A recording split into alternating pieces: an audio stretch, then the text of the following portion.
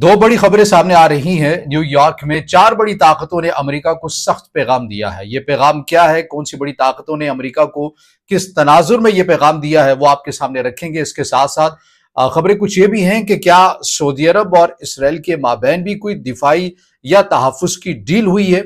सच क्या है, हकीकत क्या है, या फिर दावा है, या फिर अफवाह है, इनके ऊपर हम बात करेंगे आज के इस व्लॉग में। अस्सलाम वालेकुम। आज तारीख है 27 सितंबर 2025 और मैं हूं रजा अब्बास। आपसे दरख्वास्त की वीडियो को लाइक और चैनल को सब्सक्राइब जरूर कीजिएगा। पहले इस खबर के ऊपर बात कर लेते हैं कि अफगानिस्तान से मुतालिक न्यूयॉर्क के अंदर ऐसा हुआ क्या है। तो आपको पता है कि अक़वाम मुत्तहिदा का इजलास इस वक्त जारी सारी है, जहां पर तमाम दुनिया के नुमाइंदगान, उनके सरबराहान, उन्होंने खिताब भी किया और ये सिलसिला जो है वो जारी सारी भी है। इसके साथ साथ दीगर अमूर के हवाले से भी न्यूयॉर्क के अंदर जो एक्टिविटीज़ हैं आलमी सतह की सफारतकारी के हवाले से वो भी जारी सारी हैं। लिहाजा न्यूयॉर्क से खबर सामने आती है कि पाकिस्तान, चाइना, रशिया और ईरान, इन्होंने इनके एक चारों नुमाइंदगान की जानिब से एक खसूसी इजलास हुआ और इसके अंदर अफगानिस्तान की जो सूरत हाल है उसे डिस्कस किया गया। इसके अंदर दो बातें हैं, एक में पाकिस्तान के मौक़िफ़ की हिमायत भी है और दूसरी बड़ी खबर यह है कि इन चारों ममालिक ने मुश्तरका तौर के ऊपर मौक़िफ़ अपनाते हुए अमेरिका को एक पैगाम भी दिया है।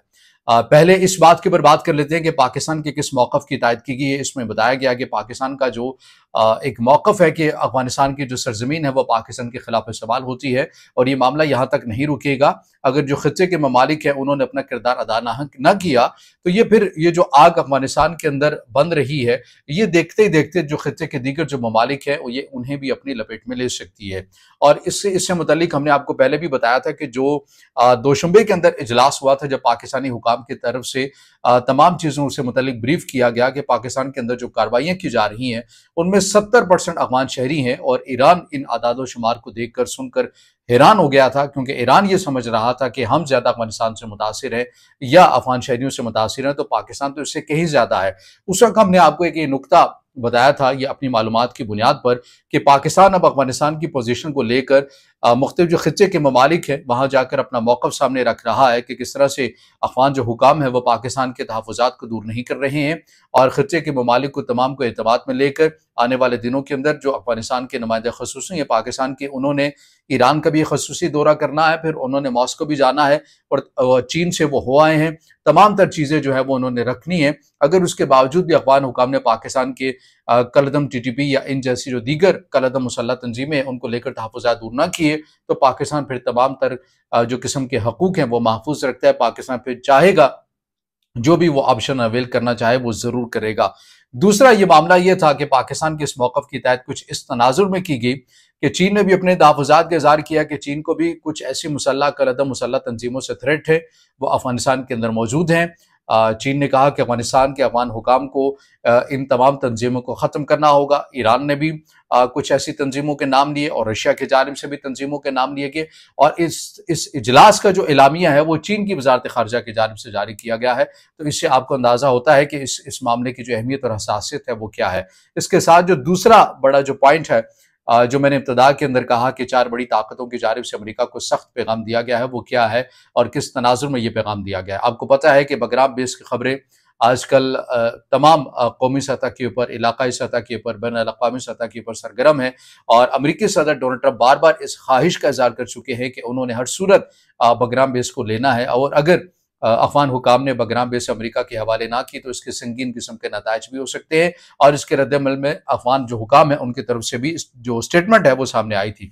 तो जो ख़ित्ते के ममालिक हैं उनकी पोजीशन क्या हो सकती है, उनकी तरफ से उसको समझने के लिए ये जो इजलास है और इसका जो मुश्तरका एलामिया है वो हमें मिल जाता है। इन चारों ममालिक ने मुश्तरका तौर के ऊपर जो एलामिया जारी हुआ चीन की वज़ारत ख़ारिजा की तरफ से जो जारी किया गया, इसके अंदर ये कहा गया कि जो तमाम जो ख़ित्ते के ममालिक हैं वो अमेरिका की यहाँ पर मुदाखलत को वो एक्सेप्ट नहीं करते और इसे मुस्तरद करते हैं और अफ़गानिस्तान की मुकम्मल हिमायत का इस मामले के ऊपर इरादा भी करते हैं कि अफ़गानिस्तान की खुद मुख्तारी का एहतराम किया जाना चाहिए। अगर अफ़गानिस्तान कह रहा है कि गैर मुल्की अफ़वाज उनकी सरजमीन के ऊपर नहीं आएंगी तो अफ़गानिस्तान की हिमायत और उसकी खुद मुख्तारी का एहतराम किया जाना चाहिए। ज़ाहिर है ये एक सिफारती सतह की ज़ुबान है जिसमें ये जिक्र किया गया, लेकिन इससे आपको ये पैगाम मिल गया कि पाकिस्तान हो, चीन हो, रशिया हो और ईरान हो, उन्होंने अमेरिका की बगराम बेस से मुतल्लिक जो ख्वाहिश है उसके ऊपर एब्सोल्युटली नॉट कह दिया है।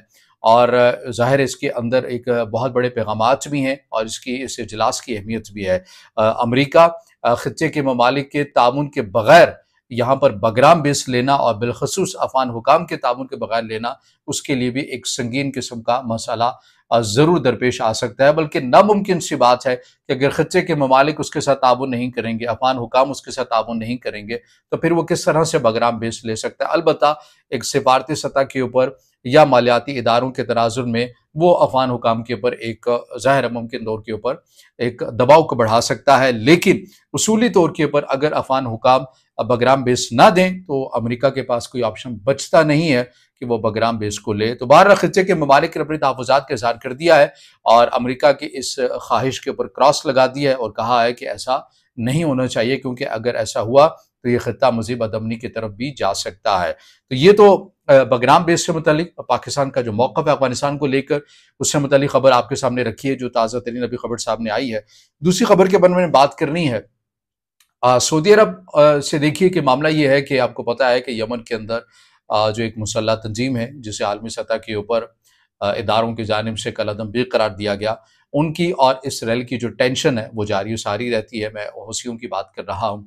हौसी इस बात को या इस चीज़ को जवाज़ बनाकर इसराइल के ऊपर या इसराइल की मफादात के ऊपर हमले करते हैं। वो कहते हैं कि जब तक फ़लस्तीन की जंग बंद नहीं होगी हम ये जो हमले हैं ये जारी सारी रखेंगे। इसराइल समझता है कि ये हमारे लिए थ्रेट है और ये जो यमन के हौसी हैं ये हमारे मफादात को, हमारे मुल्क के अंदर हाल ही में उन्होंने ड्रोन हमला भी किया जिसके अंदर तकरीबन 27 के करीब जो इसराइली शहरी हैं वो ज़ख्मी भी हुए और इसे तमाम मीडिया ने रिपोर्ट भी किया। और इसराइल ये समझता है कि हमें यमन के जो हौसी हैं उनकी तरफ से थ्रेट है और हम उनके मफादात को और उनको तमाम तर चीज़ों को नुकसान पहुँचाते रहेंगे। तो इस तनाजुर में टिट फॉर टैट वाला एक अमल दोनों साइड के ऊपर जारी सारी रहता है। तो रिसेंटली जो खबर सामने आई उसके मुताबिक, खबर मैं नहीं कहूँगा, दावा ये कह लें, और कुछ सोशल मीडिया के हवाले से जो चीज़ें जो वीडियोज़ की सूरत में आई जिसमें मुख्तलिफ अफराद की जानिब से उन वीडियोज़ को नशर भी किया गया कि यमन के हौसियों की जानिब से कुछ मिसाइल दागे गए और सऊदी अरब के अंदर जो लगा हुआ दिफाई सिस्टम था उन्होंने नाकारा बनाया। तो फिर वहाँ से ये दावा सामने आया कि यमन की सरजमीन से यानी हौसियों की जानिब से जो मिसाइल दागे गए जिनका रुख इसराइल की तरफ था उन्हें सऊदी अरब ने इंटरसेप्ट कर दिया, उन्हें रोक दिया। इस मामले के ऊपर जो सरकारी सतह के ऊपर मौक़िफ़ है वो हमने ढूंढने की कोशिश की, इसराइल साइड से भी और सऊदी अरब साइड से भी। दोनों साइड के ऊपर खामोशी में नजर आई। कोई तस्दीक कोई तरदीद की खबर हमें सामने नहीं आ रही। और ज़ाहिर है कोई सरकारी सतह के ऊपर कोई ऐलान या खबर सामने आएगी फॉलोअप में वो भी हम आपके सामने रखेंगे। लेकिन सोशल मीडिया के ऊपर ये बहस ज़रूर सरगर्म रही कि सऊदी अरब ने इसराइल जाने वाले जो मिसाइल हैं उन्हें इंटरसेप्ट किया है। अच्छा, इस तरह को पहले भी हुआ है माजी के अंदर, बिल्कुल ऐसा हुआ है 2023-2024 के अंदर गालिबन, अगर मैं भूल नहीं रहा। ये वॉल स्ट्रीट जर्नल ने इस हवाले से मुसद्दक़ा खबर नहीं बल्कि उन्होंने अपने दावों या अपनी मालूमात की बुनियाद पर ये खबर शाया की थी कि पहले भी ऐसा वाक़या हुआ है कि सऊदी अरब ने इसराइल जाने वाली चीज़ों, या वो ड्रोन हो सकते हैं या वो मिसाइल हो सकते हैं, उन्हें इंटरसेप्ट किया है जिनका रुख जो है वो इसराइल था। लेकिन अगेन जो वॉल स्ट्रीट जर्नल की खबर थी इसे टाइम ऑफ इसराइल ने भी रिपोर्ट किया था वॉल स्ट्रीट जर्नल के तनाजुर में ही, लेकिन सरकारी सतह के ऊपर कोई तस्दीक शामिल नहीं थी, ना ही इसराइल की जानिब से और ना ही सऊदी अरब की जानिब से। अब इसके ऊपर क्यों खामोशी इख्तियार की जाती है? ज़ाहिर है इसकी भी कोई वजह हो सकती है। या तो सऊदी अरब ये समझता है कि ये महज एक प्रोपेगेंडा है, इसके ऊपर वो लबकुशाई नहीं करता, या वो समझता है कि हिकमत अमली के तहत इस मामले के ऊपर खामोशी रहा जाए। तो दोनों में से कोई एक बात तो बहरहाल ज़रूर हो सकती है, लेकिन सरकारी सतह के ऊपर कोई मौक़िफ़ सामने नहीं आया। अलबत्ता एक्स पर आपने भी बहुत ज़्यादा वो वीडियोस देखी होंगी कि इसराइल जाने वाले जो मिसाइल हैं वो सऊदी अरब ने अपनी सरजमीन से अपनी फ़ज़ाई हदूद में उनको इंटरसेप्ट किया है। अब इसमें जो सरकारी सतह का मौक़िफ़ आएगा फॉलोअप वीडियो में वो भी हम आपके सामने रखेंगे। अब इससे जुड़ा आपका कुछ सवाल हो या राय हो, दोनों खबरें आपके सामने रखी है तो ज़रूर कमेंट में दीजिएगा, वीडियो को लाइक कीजिएगा, दोस्तों के साथ शेयर कीजिएगा और चैनल को सब्सक्राइब